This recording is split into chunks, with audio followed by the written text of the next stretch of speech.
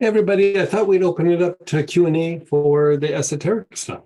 So go ahead and unmute yourself or type in, and anything to do with esoteric practices or psychological healing, working with angels, whatever you like. I'll do a practice if we don't have any questions, but we don't always get to do questions specific to this. So thought I'd open that up for you. Yeah, go ahead, Troy. Hey, Troy.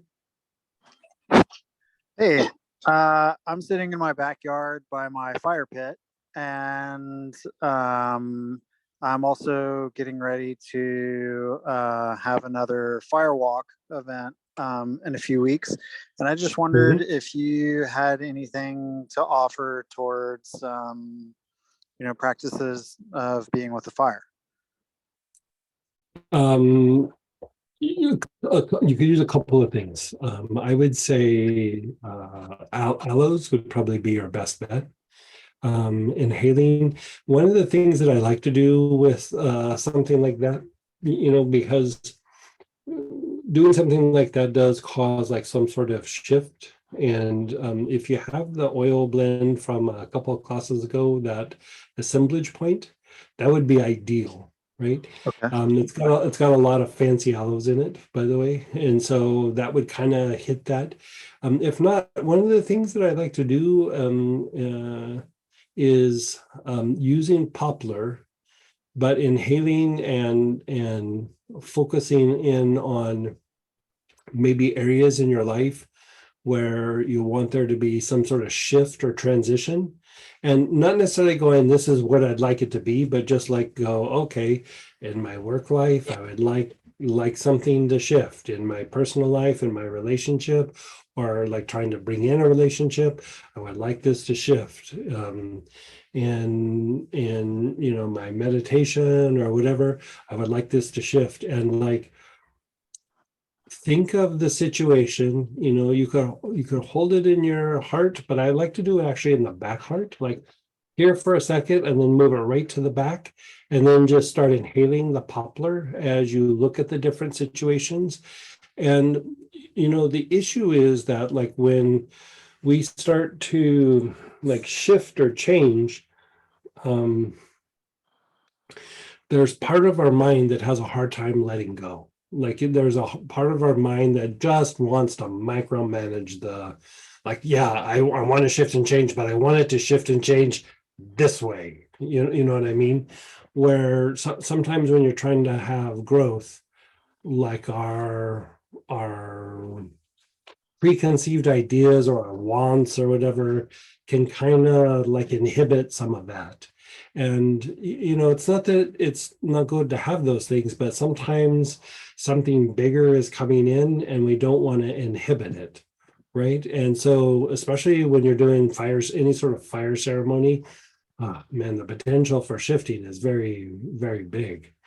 And so I would sit and just contemplate different situations, and it's like the best way I could describe it, it's like it's almost like you see, like we'll use work for example, like you go, okay, I'm looking at the work, maybe you expand the business, you go to work for somebody else, you change industries, whatever it is, it could just be being more successful in the industry, doing what you're doing. A lot of times you don't even have to define it, but if you kind of sit with it, you can kind of almost like palpate there's like a wall that you kind of hit at some point where it's either the unknown or a little bit of a pushback, or it just gets into where it feels a little scary, and you just kind of sit like thinking of the situation and just start inhaling the poplar and just keep easing into it, and then just be still. And it's just like when you're doing like Lama Yoga or Dion, where you're doing the breath and then you sit and you be still and you're being aware of your body, right? Here, you're being aware of the situations, not trying to guide them, not trying to say this is what I want or this is where I want to go. You're just kind of being present with it. You know what I mean? Like you're just being present, like, okay, this is my workplace. This is what I'm doing.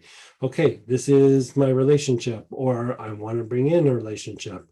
This is what I keep doing over and over again. Like, am I gonna, is this gonna pan out, or do I need to do something different? Or, sometimes you don't even know. And I think the thing with that is when you don't know, like that's okay. Like, I think so much in the West, we feel that we need to know where we are going to be going. And sometimes it's better to just sit with it and just go, I kind of don't know where I'm going to go. Like I need to sit with it. I need to observe it. I need to be with it for a while before I decide where I'm going to go. And this idea of sitting and just like holding the space with these different situations and inhaling poplar. I find poplar works best, but if you don't have poplar, like still do aloes or maybe tuberose, something like that. But poplar is kind of my go-to one. You mentioned assemblage point. Assemblage point would also be very solid. Yeah. Yeah. And so yeah, assemblage point does assemblage point is very good for shifting perceptions or your ability to perceive. And so a lot of times when we're locked into doing the same things over and over again, it's because our perception is locked in or like kind of fixated. And assemblage point just helps you to stand back and go, yeah, but there's other things, there's other potentials. There's not just this one potential. And especially in my early days, like I was a hammer and everything was a nail. Like whatever you put in front of me, nail, nail, nail, nail. And then after a while, I was like, not only is it always, sometimes it's effective, most times it wasn't. And after a while, I was like, I just keep doing the same thing over and over again. And I want something different. And, I remember a friend saying to me one time, when I was younger, and they go, when I laugh now, but it wasn't that funny back then. When we see you, we always sit and have conversations, but you never talk about you. You always, we're always talking about other people and this and that and everything. And they go, why don't you ever talk about you? And I never really thought about it. And I sat and then, I kind of searched like not just to have an answer. I was like, I just kind of searched like, why is that? And the thing that I said, like everybody got like really kind of weird. I go, I find myself really kind of boring. Like I'm really like all of this always going on in here and everything. I'm really kind of bored of it. Like I like talking to other people because their perspectives are different than what's going on in my head. And I just keep doing the same thing over and over. And I'm pretty bored of it. I want something different and I don't know what it was. And so over a period of time, kind of training yourself to be able to step into other situations, that changed. But when I was like in my 20s, I was even part of my 30s, I was super bored of myself. Like I was just, this is just the same old dance all the time. This is really, I feel like an old man in a young person's body. And so this idea of working with poplar or aloes or assemblage point, it kind of helps to like reboot you to, you're still you, but you get to kind of like shake off the past and go, okay, we went down some weird rabbit holes. We went down some good things. Let's shed off some the bad things and cultivate these good things, and like let's reboot a little bit. It's a little bit of that. And so like even when we were talking about the idea of the Phoenix technique, that's the idea of that is, to be like, like engage the fire, so to speak, and then kind of be born again in yourself, to be able to go, okay, let's shed some of those old things that are boring and like cultivate some new things that are potentially exciting. And sometimes it's not even like you're gonna have the idea. It's just the idea of being an explorer. You know what I mean? Like you're on this kind of journey and you're like, yeah, I think I just want to explore something a little different rather than just going in the same old places. Let's explore things a little bit differently, if that makes sense. Yeah, that's what I'm talking about. Yeah. Try it with any of those oils. Like the early days I did aloes, and then when we started getting poplar, I started doing with poplar. And I used to actually even take the poplar buds and crush them and then smell them before we could get the oil. Um, Another one that I actually have done that with, and it's in assemblage point, is saffron. Like I used to put like a couple of drops in like a little cup of the saffron, and it would be one of my meditations, as I would not just inhale it from the bottle, but I'd put my cup up to my nose and inhale until like I would start to feel like a shifting, and then I would just sit and be in meditation. And as soon as I would start to come back into my body and start to have, my repetitive thoughts again, I would go back to the saffron and take off. And it helped me to break out of those repetitive things that we just kind of do like in life out of like habit, or because we don't take the time to go, yeah, I'm going to shake this off and just maybe try doing something a little different.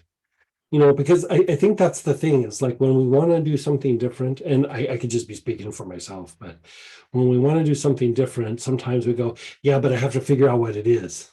And as I got older, I realized that's insane. Like, there's no way that you would know what the next step was. I remember when I was starting another nonprofit back when I was MPH, called Parmakara, and was to support the feeding programs in different places. And so, I'd done all this paperwork. I'd been working with a lawyer to establish the 501c3 and all this, and sent off the papers to the IRS. And then they sent back this letter that had like, I don't know, it was like 40 questions. And each question had like 6 to 8 parts. Like, it was just crazy. And they said, we had like 7 business days to answer the questions, or we were going to have to start the process over with the IRS. And I was like, oh my God, like this is like freaking me out. So, as soon as I got the letter, I contacted the lawyer, and, like by the time we got in there, a couple of days had already gone by. And I was like, we got to work around the clock to get these questions answered. And he goes, let me see the paper. And, all of it was like, what do you intend to do for this? Like, how much money are you intending to raise? And how are you going to distribute in these different areas? And, they were wanting me to predict the future. And he just took out his pen and he went, not realized, not realized, not realized. He wrote not realized on every question. And I was like, is that going to work? He goes, works every time.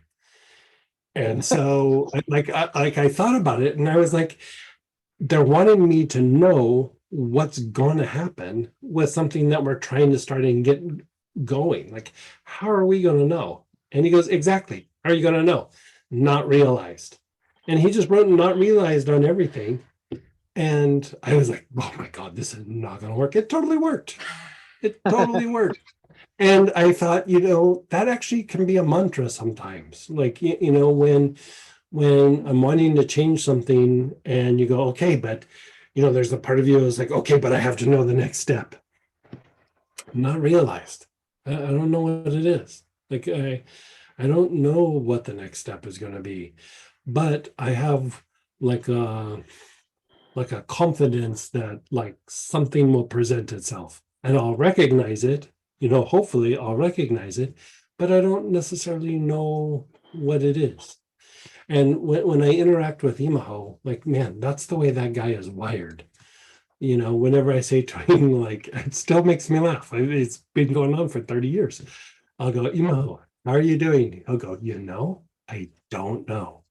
I really don't know. I'm alive today. I'm hoping I'm alive at the end of the day.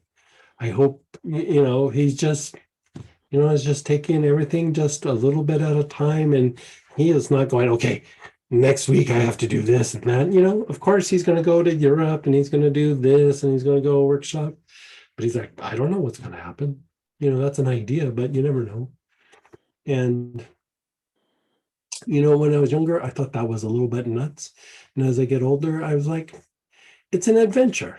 Like, that's the way life should be, a little bit more of an adventure rather than this regimented thing that, there's a time and place. You're raising a family, it probably needs to be regimented. But when you're talking about like self-exploration and doing like ceremonies or talking about meditation, it's about a journey. It's about an exploration. It's about going into things that you don't really know about, like going beyond what your mind thinks or knows and going into something that's a little bit more mysterious.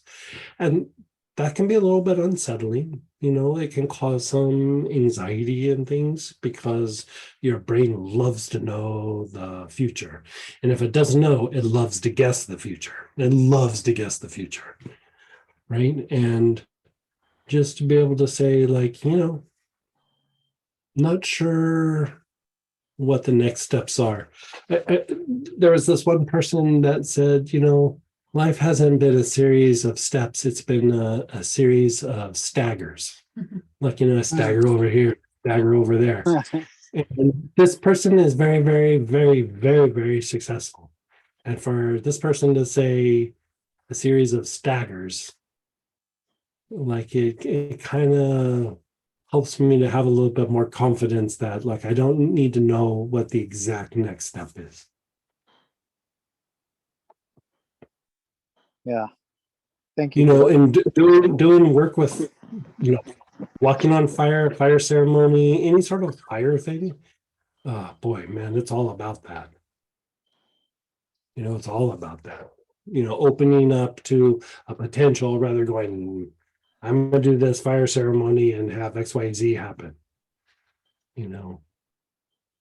I like whenever I would go and be around Nemapo, and the same with Master Cha, in person. I knew I was going to get to see the teacher. I had no idea what was going to happen. Yes, there was a class. Yes, there was a particular class. Didn't know that we were even going to cover that, because with a guy like that, he was going to probably talk about the class and he was going to talk about a whole bunch of other things. And so you just never knew. And so I was showing up and not knowing what was going to happen. And I think that's kind of a good thing in life. Like, I'll show up, I'm not sure what's going to happen. I'll try to make the best out of it, try to make good choices, but on the flip side of it, left to my own devices, I usually choose something that's significantly less than what potentially can come in. Like, so I would say I'm probably my own worst enemy. Maybe not as much as when I was younger, but when I was young, it was pretty bad. So I always kind of thought the best thing is for me to not get my way. Like, that's probably a good thing. Life might bring me something much greater than what I think I should get. Yeah. It's a hard one to relax into, though. Like, even saying that, I was like, ugh. Even now, there's a little anxiety with that one, But, it's one of those things that as you get older, it can get a little bit easier or a little bit harder. Like, it depends. And going through, and this is why I love working with plants, is you can use the plants to like how we're focusing on like a goal or a potential or an avenue that you'd like to explore. And, if you sit with it and you're just aware, you can feel the pushback, you can feel the resistance. And if you keep just inhaling and just being aware of it, you can feel yourself just settling into it a little bit more and settling into it a little bit more and settling into it a little bit more. And all of a sudden, be it in the workplace or in different situations, not only are you not doing what you normally would do, you're also not doing what the collective would do. Like you're being more spontaneous and you're thinking out of the box and you're being a little bit more of an innovator and you're not just doing what everybody else is doing, because that too can be a little bit boring. Like it's just like, well, this is what we're all doing. That can be good, and it can also get boring, and boring can be okay, but I say boring like apathetic or complacent, like you want to always be kind of cultivating a spirited attitude towards life or towards the things, like even in your industry, you want to be good at what you do. Even in a relationship, you want a good relationship, right?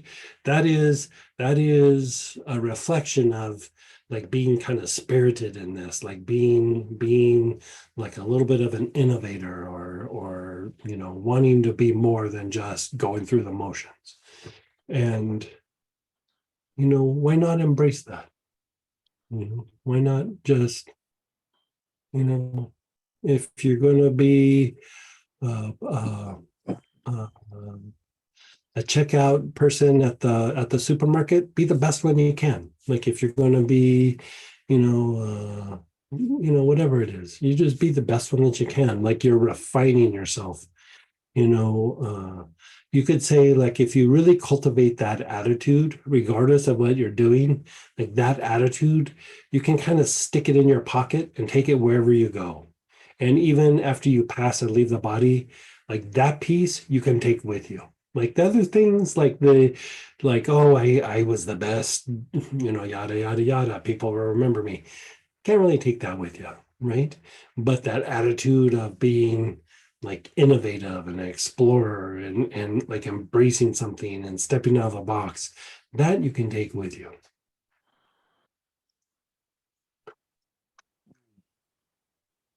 Yeah. Thank you. Thank you. Yeah. Does that help? Absolutely. That was beautiful. Thank you. Yeah. Good. And then go ahead, Barbara. Hey, Bob. That was a great conversation. Thank you both. So I have a situation that's not yet realized. I've been working to try to cultivate a connection with a particular deity. And you did a practice a few weeks ago related to that, which was really helpful at the time. And I remember a part of it was looking into the eyes and radiating love. Didn't have a lot of stick to itiveness, Right. I found. So last night I just invited the deity in and I put a photograph of it on my bedside table, and something shifted. But I want to make sure that this has some stick to itiveness too. So can you speak to how to keep something like that Yeah. that's in process going? Thank You, you. you know, we're kind of exploring it in the oil classes, and we're exploring it also in the historic class that we're coming up on the weekend. And it's funny that you mentioned this, because that is the road that we're going down. And there's different ways and different techniques to kind of go through and do this. And the Metatron technique is going to be kind of the healing technique that we're doing in November, that we're building up to, is tied exactly to this practice. And even the thing with a star this weekend is like kind of doing a version of it without oils. So it's different, but there's all these steps, and there's a lot of things that you've been exposed to that, like, or you could say, coming together. But one piece that you could say we're circling the drain with a little bit, right? Going back to the 4 directions, part of the 4 directions was like the 4 elements and things like this. And in Kabbalistic teachings, I know you're Buddhist, but still we can kind of learn from different traditions. So in Kabbalistic teachings, it's probably easiest to see in this, and there is an aspect of the holy name for God, or the tetragrammaton. They'll say it's like these letters that like express like the name of God, right? And so if you look at the little plaque above Christ when he's on the cross, it's YHVH, right? And so this is a representation of this, and you can see that there's 4 letters, right? And so each of those letters actually is tied to a word that the 4 words together make up this tetragrammaton, or this holy name of God. And in the Kabbalistic teachings, you would go through and you would invoke these aspects, right? You would invoke, like, you'd say the name all together, but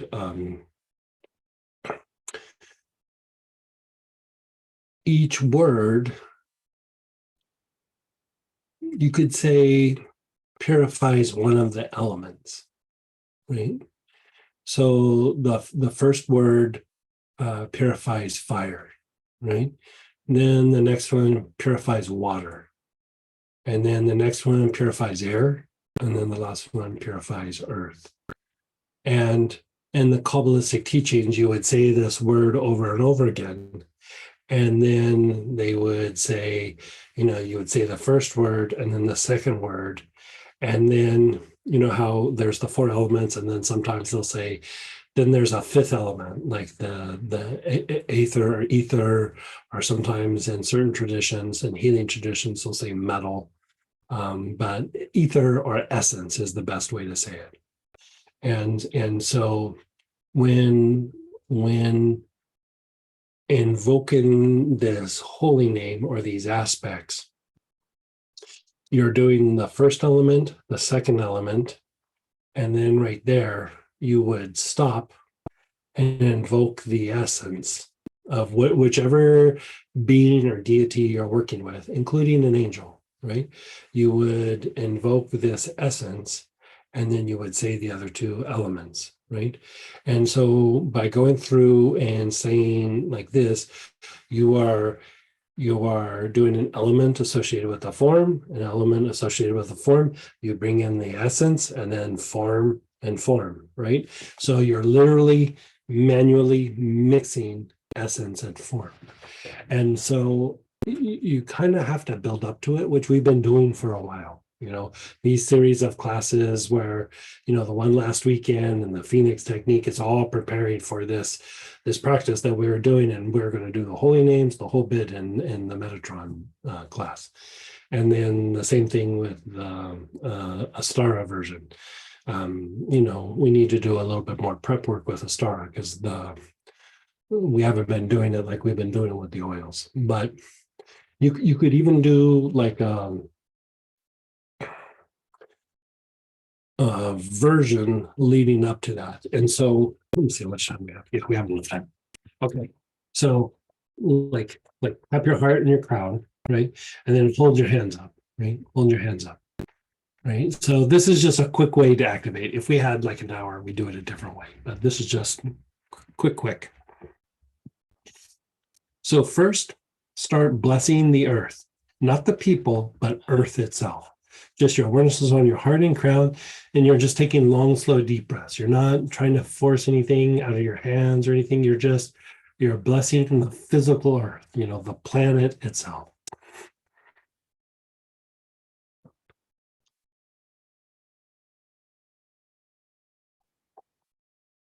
Okay, now, this isn't a strong version, but we kind of need to build up our energy bodies for it. Right? So now, just form the intention that you're blessing the element of fire. Like, just, you can either visualize fire, or just, internally just say, okay, the element of fire, and just bless. You're just blessing, you're let go of the earth, and you're just blessing the element of fire.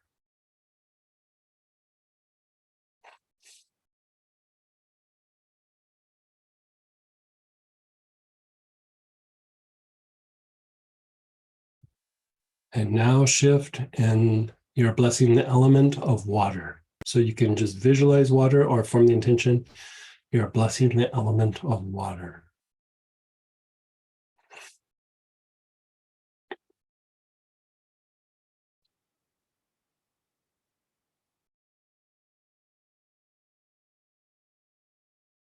And then you're blessing the element of air. So just either visualize like wind or air.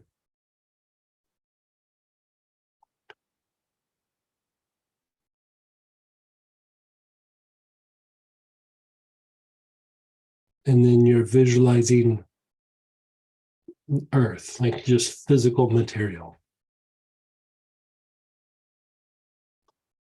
You can visualize the ground or dirt, just something of that nature.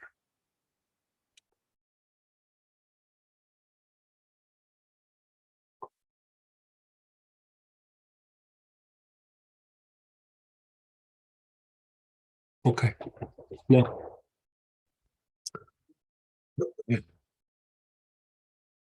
begin blessing again. Go back to the fire. As you're blessing the fire, just keep blessing the fire. Let go of your awareness being on the heart and crown. You're still blessing. Your awareness is on your basic chakra, the bottom of your tailbone.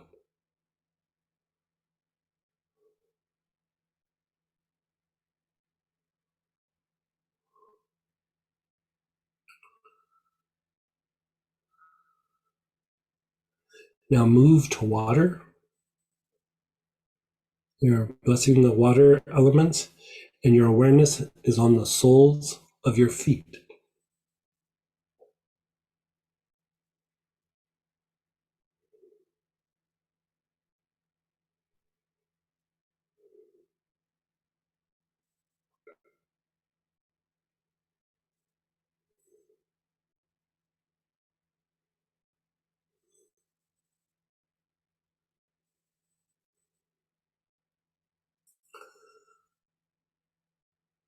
And then move to the air element. And as you bless, your awareness is on your low back, your Mingmen.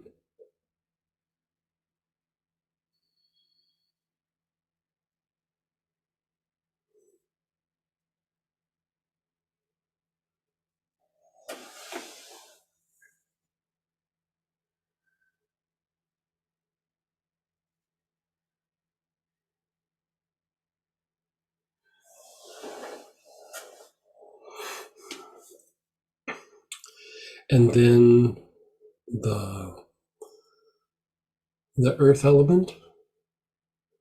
And again, your awareness is back on the soles of your feet.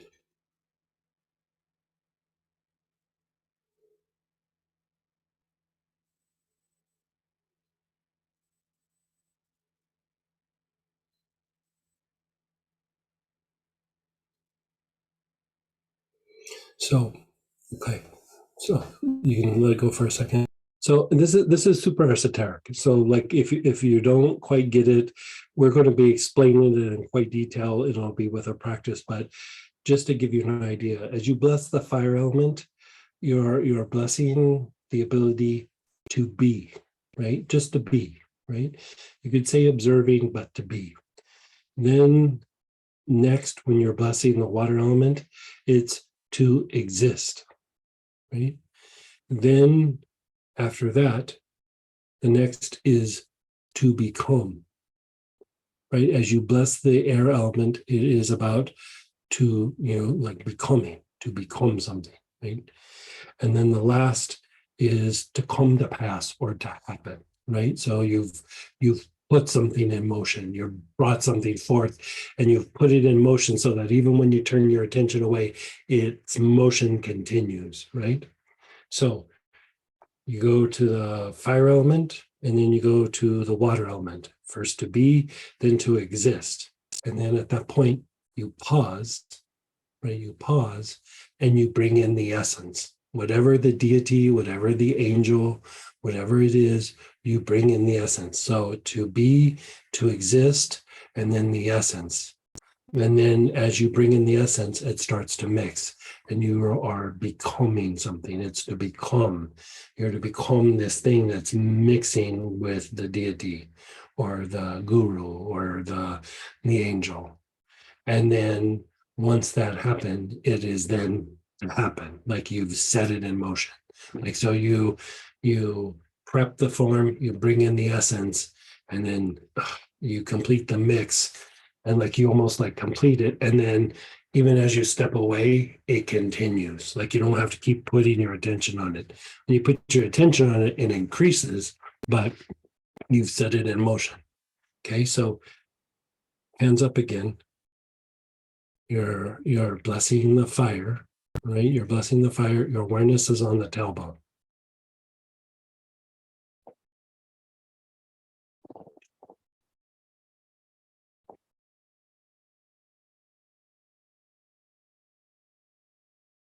And then you're moving to the water element, and it is the soles of your feet.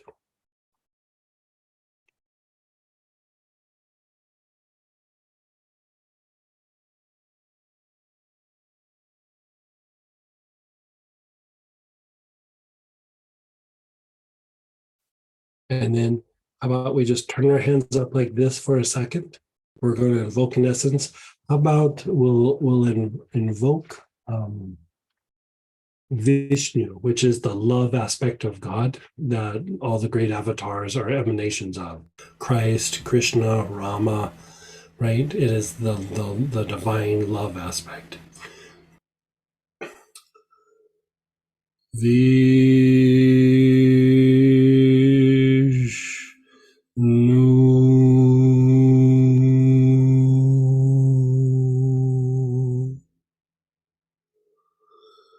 Vishnu.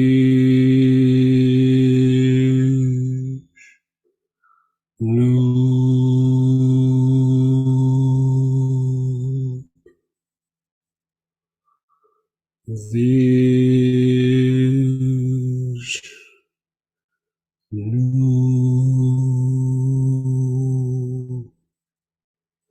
And we'll also do the name of Christ.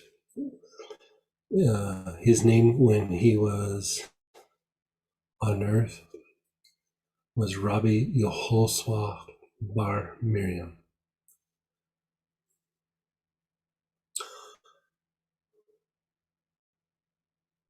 Yehoshua.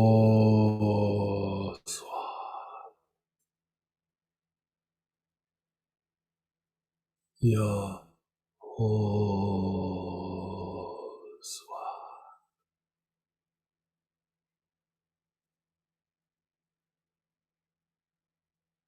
Yehoshua.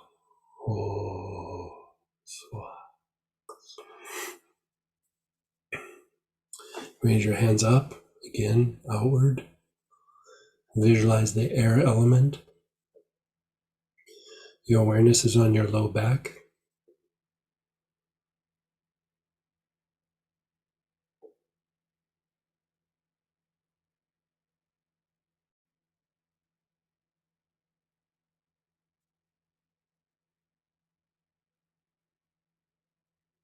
And then the earth element, the soles of your feet.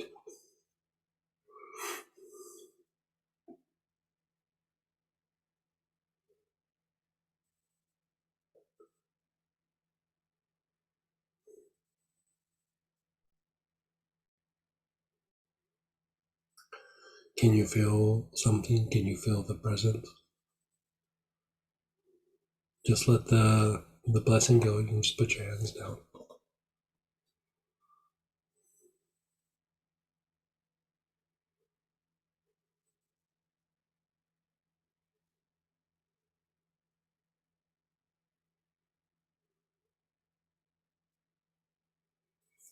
So this idea is mixing the deity or the divine into the form. And so, this is where we've been going over these last classes to the Metatron healing technique. And you could say, like most health issues, they're not a state of being, they're like a thought form. Not how like you think with your mind, but it's like this accumulated thought form, right? That it's your conditioning, your past, your sorrows and your pains and the collective and all these things, where the thing that we're moving towards with the oils is to diminish that and mix the energy of the soul with the body to create like a soul thought form, like to change the physiology, right? And the same thing's happening with the Astara class. That's, we're teaching techniques that they're not with oils, but it's to basically mix the spirit and matter, or the soul and matter, to then eventually, bring in the divine essence at some point. And so this is like the deeper meaning of being born again. And so, be it that you do it with the oil classes over the next few classes or with the Astara class, both are going into that same exact direction that you're asking about, Barbara. Thank Like you it so is, much. yeah, like it is. A quick question. And we're going to teach it in India too at towards the end of the year to a very large group. So I did a little experiment using the seed syllable for the elements, and that seemed to drive it even stronger. yeah. Is Well, that okay to we're do? gonna, we're gonna work up to it. There's like a holy name. Yeah.